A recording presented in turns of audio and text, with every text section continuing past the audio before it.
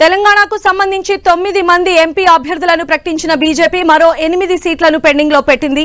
ప్రకటించిన అభ్యర్థుల్లో పలువురిపైన కమలం నేతలు అసంతృప్తి వ్యక్తం చేస్తున్నారు. హైదరాబాద్ ఎంపీ అభ్యర్థి మాధవి లతకు టికెట్ ఇవ్వడాన్ని గోషమహల్ ఎమ్మెల్యే రాజాసింగ్ తప్పుపట్టారు. పలువురు ఓల్డ్ సిటీ నేతలు కూడా హైదరాబాద్ టికెట్ మాధవి లతకు ఇవ్వడంపై అసంతృప్తి వ్యక్తం చేస్తున్నట్లు పార్టీ వర్గాల్లో చర్చ జరుగుతోంది. కనీసం పార్టీ సభ్యత్వం కూడా లేని మాధవికి టికెట్ ఎలా ఇస్తారని లోకల్ లీడర్స్ ప్రశ్నిస్తున్నట్లు తెలుస్తోంది. జహీరాబాద్ బీబీ పాటిల్ కు టికెట్ ఇవ్వడం పట్ల స్థానిక కమలం నేతలు అసంతృప్తి వ్యక్తం చేస్తున్నారు. ఎంపీ టికెట్ కోసమే బీబీ పాటిల్ బీజేపీలో చేరారు అంటూ విమర్శలు చేస్తున్నారు. 10 ఏళ్లుగా ఎంపీగా ఏమీ చేయని వారికి టికెట్ ఎలా ఇస్తారంటూ అధిష్టానాన్ని క్వశ్చన్ చేస్తున్నారు. మరోవైపు మల్కాజ్గిరి టికెట్ విషయంలో అధిష్టానం తీరుపైన సీనియర్ నేత మురళీధర్ రావు అసంతృప్తి వ్యక్తం చేస్తున్నారు. మురళీధర్ రావు మల్కాజ్గిరి టికెట్ ఆశించి భంగపడ్డారు. మల్కాజ్గిరిలో తన కోసం పనిచేసిన కార్యకర్తలకు ధన్యవాదాలు తెలిపిన మురళీధర్ రావు తన కోసం పనిచేసిన వారిని త్వరలో కలుస్తానని అన్నారు. త్వరలో భవిష్యత్ కార్యాచరణను ప్రకటిస్తానని తెలిపారు. మరిన్ని అప్డేట్స్ అందించాలని మా ప్రతినిధి అజయ్ మనకు అందుబాటులో ఉన్నారు. అజయ్, అభ్యర్థుల ప్రకటన తర్వాత తెలంగాణ బీజేపీలో ఎలాంటి అభిప్రాయాలు వ్యక్తమవుతున్నాయి? ఎస్ ఇండియా, మనం చూసుకోవచ్చు. నిన్న బీజేపీ మొత్తం 9 మంది అభ్యర్థులను ప్రకటించింది. అయితే 9 మంది అభ్యర్థులను ప్రకటించినప్పుడు కూడా 3 స్థానాలపైనే కొంత నేతల అసంతృప్తి అనేది కొనసాగుతుందని చెప్పుకోవచ్చు. 3 సిట్టింగ్ ఎంపీలకు టికెట్లు ఇవ్వడం, ఆ తర్వాత చేవెళ్ళ, భువనగిరి లాంటి స్థానాలకు ముందే ఊహించిన వారికే టికెట్ రావడంతో పెద్దగా అక్కడ అసంతృప్తి అనేది లేదు అని చెప్పుకోవచ్చు.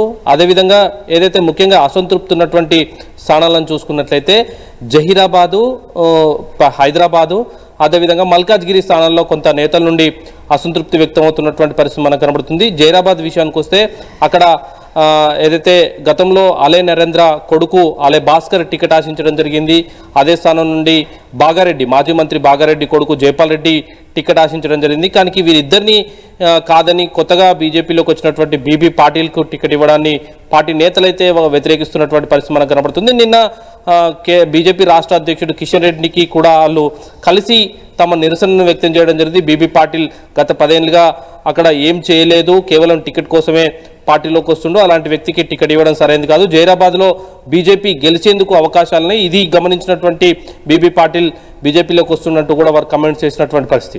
అదేవిధంగా హైదరాబాద్ టికెట్ వచ్చేసి ఇప్పటి వరకు కనీసం పార్టీలో సభ్యత్వం లేని డాక్టర్ మాధవి లతకు ఎలా టికెట్ కేటాయిస్తారంటూ కూడా ప్రశ్నిస్తున్నటువంటి పరిస్థితి మనకు కనబడుతుంది. ముఖ్యంగా బీజేపీకి సంబంధించినటువంటి గోషమహల్ ఎమ్మెల్యే హైదరాబాద్ పార్లమెంట్ పరిధిలోనే ఉంటుంది.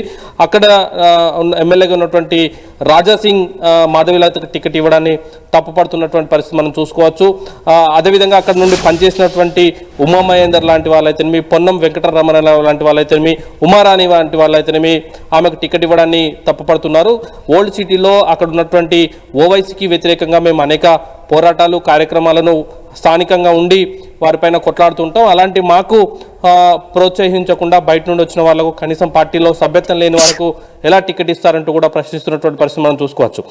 ఇక మల్కాజ్గిరి విషయానికి వస్తే అనూహ్యంగా మొదటి జాబితాలోనే ఈటల రాజేందర్ అక్కడి నుండి టికెట్ సంపాదించుకున్నటువంటి పరిస్థితి. ఇక్కడ రెండో జాబితాలో టికెట్ వస్తుందని ముందు నుండి కూడా అందరూ ఊహించారు. 6 డజన్కు పైగా నేతలు అక్కడ నుండి టికెట్ ఆశించారు. అందులో చాలామంది సైలెంట్ అయినటువంటి పరిస్థితి ప్రస్తుతం అధిష్టాన నిర్ణయమే శిరోధార్యం అంటూ కూడా చెప్తున్నటువంటి పరిస్థితి మనం చూసుకోవచ్చు. అయితే ఇందులో గట్టిగా టికెట్ ఆశించినటువంటి బీజేపీ సీనియర్ నేత మురళీధర్ రావు మాత్రం తన ఎక్స్ ఖాతాలో ఒక పోస్ట్ చేయడం జరిగింది. ఏదైతే గత కొంత సంవత్సరాలుగా నా కోసం పనిచేసినటువంటి కార్యకర్తలకు కృతజ్ఞతలు, తొందరలోనే మిమ్మల్ని కలుస్తాను, భవిష్యత్ కార్యాచరణ పైన చర్చ చేస్తానంటూ కూడా ఆయన మాట్లాడినటువంటి పరిస్థితి కనబడుతుంది. అయితే ఆయన అధిష్టానానికి తీసుకున్నటువంటి నిర్ణయానికి కట్టుబడి ఉంటానని పర్సనల్గా మాట్లాడినటువంటి సందర్భంలో చెప్తున్నటువంటి పరిస్థితి కనబడుతుంది. ఎందుకంటే ఆయన ముందు నుండి కూడా బీజేపీలో పనిచేసినటువంటి, బీజేపీలో పుట్టి పెరిగినటువంటి వ్యక్తి. ఆయన పార్టీ వీడే అవకాశాలు అయితే లేవు. అయితే ఆయన మల్కాజ్గిరిలో ఈటల రాజేందర్ గెలుపుకు సహకరిస్తాడా లేదా మరో చోట వెళ్ళి పనిచేసుకుంటాడని మాత్రం చూడాల్సిన అవసరం ఉంది. అయితే అక్కడ నుండి టికెట్ ఆశించినటువంటి కూనా శ్రీశైలం గౌడ్ అయితేనేమి, అదేవిధంగా పన్నాల హరీష్ రెడ్డి అయితేనేమి, మల్క కొమరయ్య, వీరేంద్ర గౌడ్ లాంటి నేతలు అధిష్టానం ఏ నిర్ణయం తీసుకున్న దానికి అయితే ఇప్పుడు మల్కాజ్గిరి విషయానికి వచ్చినట్లయితే ఇప్పుడు ఉన్నటువంటి టికెట్ ఆశించినటువంటి అభ్యర్థులందరూ కూడా ఎప్పటి నుంచో అదే ప్లేస్ లో ఉండి ప్రజలతో మమేకం అవుతూ అన్ని కార్యక్రమాలను నిర్వహిస్తున్నటువంటి ఈ సిచ్యువేషన్ లో సడన్ గా ఈటల రాజేందర్ కు కన్ఫర్మ్ చేశారు. వీళ్ళందరూ కూడా ఆయనకు సహకరించాల్సిన అవసరం ఉంటుంది. కాబట్టి అధిష్టానం ఈ విషయానికి సంబంధించి ఎలాంటి ఈ అసంతృప్తిని చల్లార్చే విధంగా ప్రయత్నాలు చేయొచ్చు అంటారు? ఖచ్చితంగా వాళ్ళందరితో కూడా మాట్లాడేయడం జరుగుతుంది.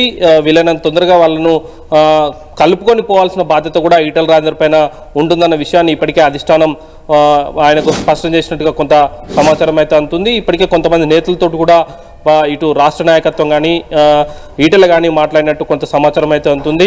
ముఖ్యంగా కూన శ్రీశైలం గౌడ్ తోటి ఈటలకు సంబంధించినటువంటి కొంతమంది దగ్గర వారు వెళ్ళి మాట్లాడడం జరిగిందన్నట్టుగా కూడా కొత్తగా తెలుస్తుంది. అదేవిధంగా పనాల హరీష్ రెడ్డి ఒక ఆడియోను కూడా రిలీజ్ చేసినటువంటి పరిస్థితి.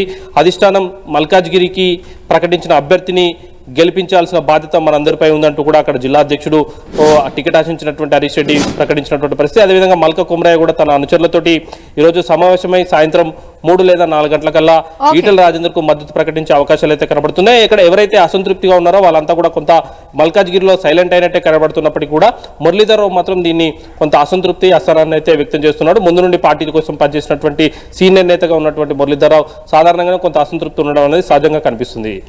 రైట్ అజయ్.